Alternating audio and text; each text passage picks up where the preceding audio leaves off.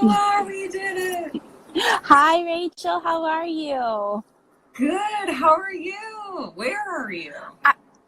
I'm in the backyard in the garden. I just had to get out of the house. That was gorgeous. But Thanks. I'm here on the East Coast. You're on the West Coast, right? Yes, it is a miracle that my son is out of the house in time for us to sit here Yeah, and that's chat. beautiful. I love it. Okay. So, tell us a little about yourself as people, slowly pop on. Who are Yeah, you? What are you doing here?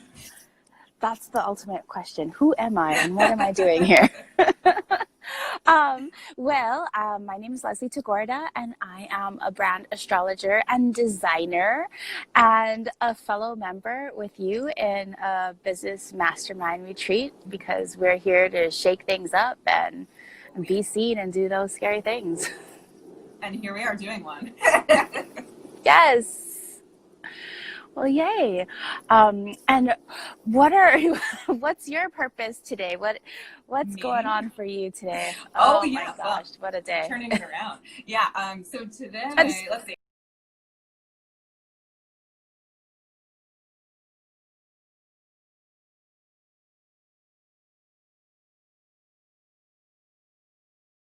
Today's my live video day, so I do a meditation in the morning, and then I do this check-in with other awesome women every Wednesday at noon. So, next week I think I'm gonna have like a heavy metal band talking about what it's like to be a woman in a very masculine environment. So I'm very excited for that. Sweet. Yeah, and it helps me build my brand, which is what you do, right? Yes. Help people get aligned to their astrology so they're showing up authentically. Sometimes like when we're trying to copy so much, like it really like messes with our self-esteem. Like when we're not like living in our full power because we're hearing that we should be doing something a certain way. And so just kind of like, how do we tap into what's already in us? Yeah, absolutely. And also, like, could you just, for people who maybe don't know totally a lot about astrology, myself included, could you like tell us what's going on in the universe right now? Because everyone is feeling a little nutty and a little heavy. Oh my gosh, yes. Yeah. So it's so many things. It started off in January with you might have heard about a Saturn Pluto conjunction that happens like once every 30 years Okay. or so. Mhm. And the last time this particular aspect, even though it happens every 30 years, the last time it happened in this sign was like 700 years ago. So Wow. Okay. yeah. So right now with Saturn is kind of the planet of like restrictions, of hierarchy, of governments and institutions, and kind of like these top down power structures. So right. And then Pluto is the planet of blowing shit up. I hope it's okay. You can totally curse on here. Okay, good. And so basically it's kind of like a house of cards coming down right now, right? Like our institutions that are set up are not really structurally sound for Oh. everybody, just for the few at the top. And so what we see in government all over the world right now, based on this kind of astrology, is like this power grab, right? Mm. Like with the elections happening. Yeah. And so there's some astrologers who'll say like this is like this really bad thing.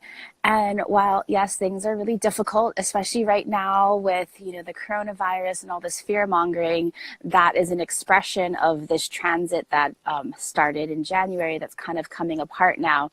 It's going to come to a head probably in April or so when Saturn, one of that planet, moves out of Capricorn and into Aquarius. Okay. So soon. Soon, yeah. So there's like bigger cycles that are going on, but then of course you might have heard that we just finished our Mercury retrograde, which Yes, is a I knew. smaller cycle. Yeah, we have those 3 times a year. We just finished that. Mercury went put on the brakes and went direct on what was it? Monday. I can't remember. Everything's Okay. fogged. I'm still in the fogginess, the murkiness of it, and so we're All still good. like going. We're still backtracking out of that. But Okay. what I hear from people was like a really intense one. I think it was just like the culmination of all these like planetary energies that are really getting to people.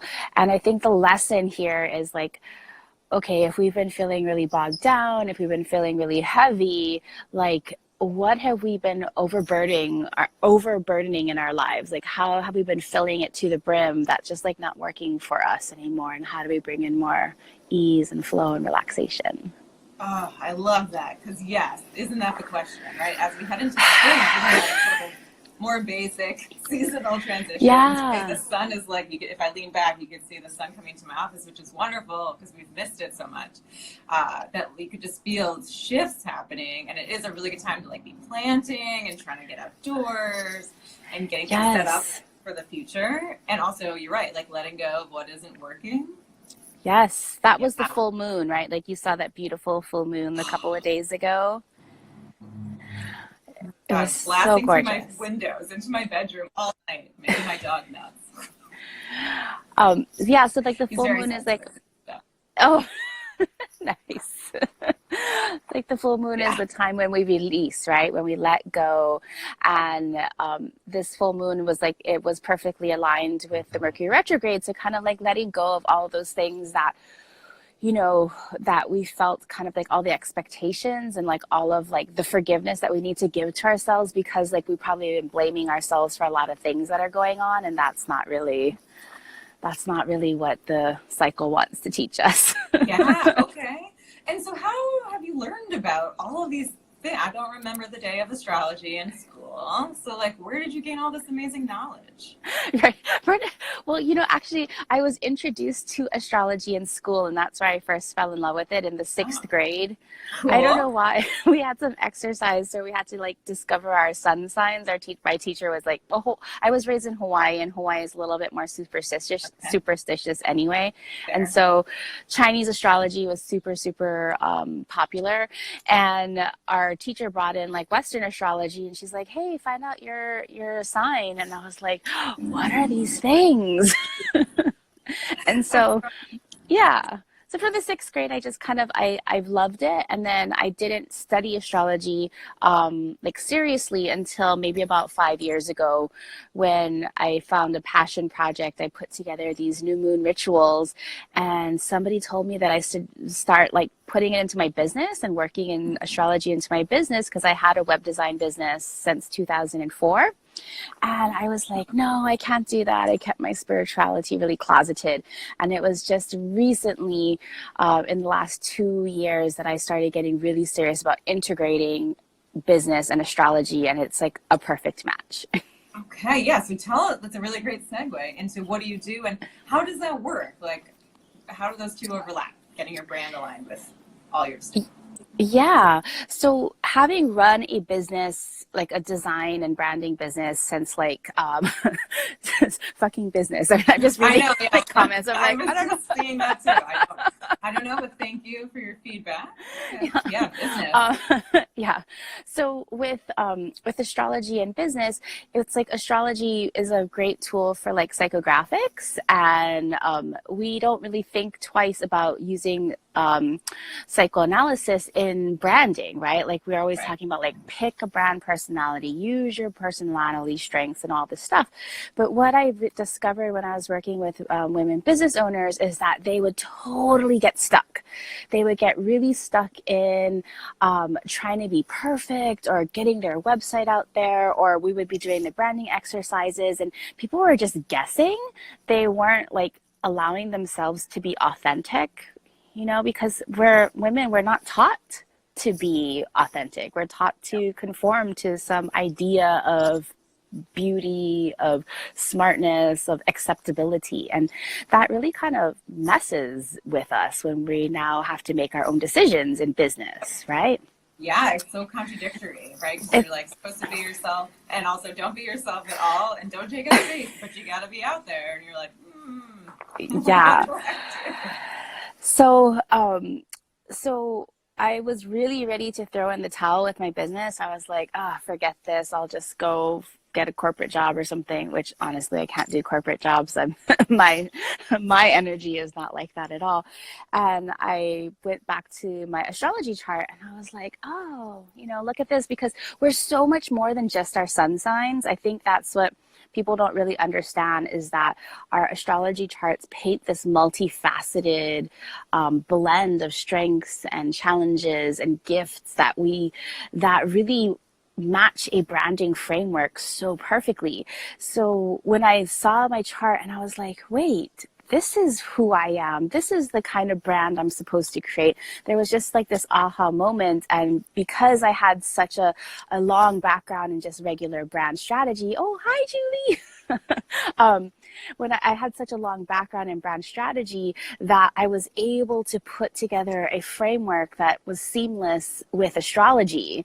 And so I did this, and then I started taking all kinds of business astrology classes and stuff like that. And I was like so validated that the framework that I had like intuitively put together like really resonated and worked with traditional business astrology. So I was like, I have this thing, and how do I get people to get super excited about it and say, okay, astrology is not just for interpersonal relationships, but astrology really also works for business. Okay, that's so neat. So you kind of got to overlap your passions and do something very out of the box. Because you're right. Like, I know I'm a Sagittarius. Like, that means nothing, right? Like, it's just one really big layer. And as a therapist, you know, I assess people's personalities all the time. And, you know, we have all kinds of assessments and tools. And this is just like another layer of that, the understanding of your own intuition and your instincts and who you are and what you're into and not into, or your strengths. We both had to take a strengths assessment recently. Yes. And I'm always like poking, you know, the coach of for strengths and asking her, I was like, so I'm always trying to like put them together with astrology, because did you know that the Myers-Briggs assessment is actually based on the work by Carl Jung, who was an avid astrologer himself? That I didn't know. I know he's been into all kinds of fun stuff, but I didn't know that he was involved. But that's so neat. Okay, yeah. Right. Things to play with us. There's a huge correlation with the Myers-Briggs and our astrological makeup. That's so cool. Okay, you're blowing my mind. Also, I love hearing the birds in the background of our conversation. It's so great. I'm just gonna like slow down. Awesome. Okay, so and what do you advise people to do as far as understanding their astrology, and then how it can, you know, move into their business and help them kind of be who they are in their own brand? Yes. Well, we start off. So what I like to do is look at our 3 pillars, our foundational pillars, our sun. Oh, am I cutting out? Hello? A little bit. Okay. If you can still hear, okay. If you can still hear me. If you can still hear me, we start off with like our 3 pillars, our sun and our moon and our rising sign, to give us information of, to validate and see the value of what we naturally do, our superpowers as represented by the sun. Then we pull in the moon sign, because the moon sign is our emotional and intuitive self, but is also a place where we drive, where we're our MO, like how we drive, how we make decisions based on our emotions, and how we truly desire how to be seen. And so if we don't claim how we want to be seen, oftentimes people will tell us how they want to be seen, and that's not aligned, right? So we pull in that, right? It's just like a very receptive way of doing business, because we're not just like looking outward, we're looking like really inward as to what we need to be satisfied as represented by the moon sign. Okay. And then we look at the rising sign, which is actually, to me, the most important. Do you know your rising sign? Not a clue, but now I need to know. Oh, yes. So you need to know what time you were born. It's very important to know what time you were born. And you can go to like any astrology website like astro.com and pop in your time of birth. And that will give you the sign that was rising on the eastern horizon from the time and place that you were born. And this also called the ascendant. It sets the dial for the house system. I think, am I cutting out a lot? I'm sorry if I am. I just keep on seeing the spinning circle. Okay. You might want to get closer to the Wi-Fi. Well, my Wi-Fi is full. Or Mercury's messing with us. Yeah. Where are you, Mercury? But anyway, the rising sign. Keep going. We'll figure it out. That's okay. The rising sign sets the dial as to the house system of where of each of your houses of expertise. And so we look then at kind of like communication keys and distill how you're supposed to be showing up in the world as a leader. If we're running a business, we're all leaders here, and we have to step into that role. Yeah. Oh, I love that. Now I need to know more about my own stuff. Okay. Yes, you do. Giant to-do list. And then so you help people kind of figure out who they are like more authentically so they can infuse that into their businesses. And what kind of business owners do you work with? Anyone in particular? You know, I wish I could say that I had a niche that would make things much easier.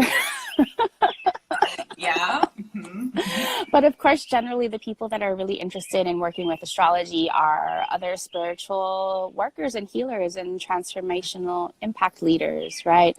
Like like yoga practitioners or other intuitive healers or other spiritually based businesses, just because they're already working with those energies, so they're not afraid to kind of put their faith and their belief in the stars. But I've worked with lawyers, I've worked with not so much accountants, but I've worked with some, right, and the feedback that I've gotten from people is that the work that I'm doing for them is like very specific. Like I give them really specific insight as to like their messaging and their communication and how the energy that they need to put forward in their business. Okay. That sounds incredibly like freeing and insightful. And then, so like switching gears sort of out, oh, someone's coming in. I wish I had days. Everyone had days of Supreme Smiles. Yeah, that would be great. Yes, thank you so much. Supreme Smiles sound really good. I'm feeling smiley tonight. So thinking about like wellness, right? Transitioning out of business. Oh, yes. How can having this information about your signs really impact your overall wellness as a human in this world, pulled by these things? Yes. Oh my gosh. So many things. Yes. So many things with wellness. I mean, there's a whole like arm of astrology that's just based on medical astrology that kind of like almost like not prescribes, but tells you like what your natural inclinations are so that you're more aware of like the things where you have to pay more attention to, right?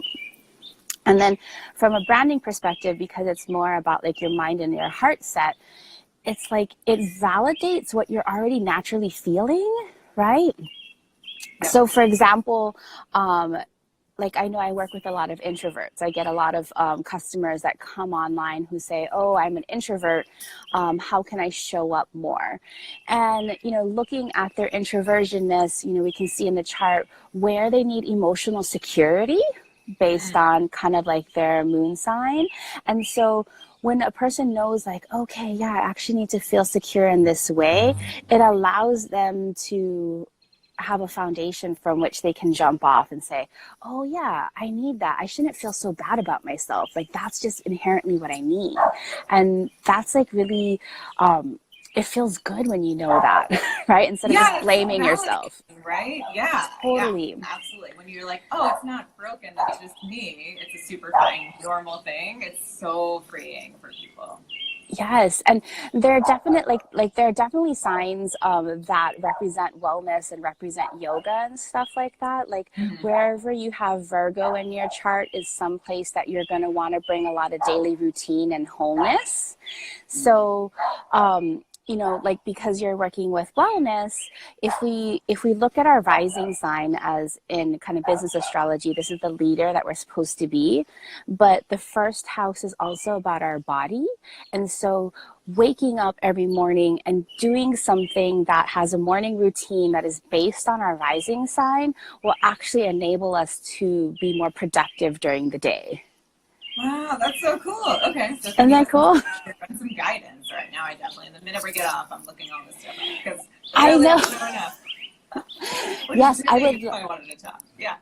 Yeah, I would love to know what your rising sign is because, for example, like just a nutshell for the people who are listening, even if we can just look at it by elements, right? All of the 12 signs are based in 4 elements, fire, air, earth, and water. And so even if we're just looking at those kind of 4 elements and what they need, we can prescribe just kind of like basic things that we want to like revolve our life around. So if you're a fire sign, and I know that you're a Sagittarius sun, so that's your sun sign, but if you're a fire rising sign like Sagittarius or Leo or Aries, those signs, you want to like be doing something that's going to like spark your day, really ignite your day, like maybe like doing some like really fast cardio or doing something that's like really inspirational, you know, depending on your makeup. If you're an air sign, you want to be doing something that connects. So, you know, reaching out and sending emails, even though that's probably, you know, for some people that would really hurt. Come on, Leslie. Yeah. Or journal, like journaling would be really great to like connect to your higher self. Anything that's more like academic and intellectual for air signs. For people that have water signs, like leading from the heart, so waking up and like snuggling or, you know, things like that, like anything that's like emotional and comforting, like sitting down with your whatever your phone call. I just sorry, I'm here again. So doing something comforting, right, with like some warm tea or a latte and really enjoying the comfort would be like something for your water signs, and something for the earth signs is something really grounding, right? Like what, and also something like like close to the water sign, where the water sign is more emotion, the earth sign is like even more comforting, but physical comfort. So leading your day with those kinds of routines really will set you up for the rest of your day. I love this. This is so amazing. There's so many things we can learn and incorporate into our lives, and I need to get off so we can look at all this stuff up. So as we're heading into the end of our time, do you want to just tell us how we can find you, and if people want to work with you, how do they do that? What does that look like? Yes. Well, anybody can pop over onto my profile here on Instagram with New Moon Creative, and in my bio, there's a bunch of different links. You can schedule a one-on-one astro brand reading. One-on-one astro brand readings, like our first reading, will start off and go through your entire chart to look at your like energetic and your communication keys and see if there's any kind of misalignments with your current brand. I also have a podcast called The Savvy Luminary, and it's astrology for entrepreneurs. So that's super fun. It's a weekly podcast. And in May, I will be launching an immersion, a year-long visibility immersion based on astrology. Oh, I'm so excited. I'm so excited for you. That sounds amazing. All right. And do you have a website? That's the last piece I didn't hear. Yes. Oh, and my website is newmooncreative.co, newmooncreative.co. All right. Awesome.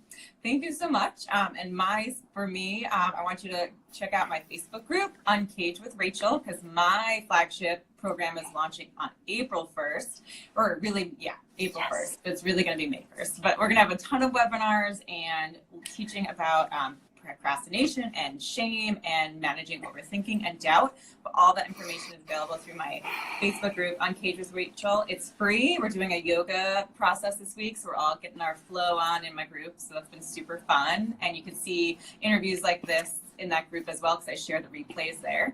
So thank you so much, everybody who's popped in and out. And if anyone has questions for Leslie or myself, you can message us both on Instagram and click on this live, because we will get that information. And Leslie, if I get something for you, I will send it your way, because it's probably going to come to me first.